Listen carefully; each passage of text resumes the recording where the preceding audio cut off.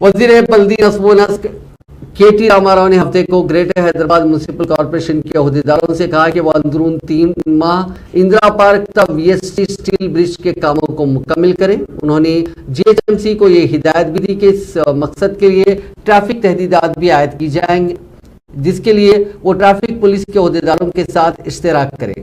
وزیر موصوف نے اسٹیل برج سے متعلق اور دوسرے ترقیاتی کاموں کا اچانک معائنہ کیا۔ GHMC کی انجینئرنگ ٹیم 4 لین والے اسٹیل برج کی تعمیر کی نگرانی کر رہی ہے جو 2.62 کلومیٹر طویل ہے۔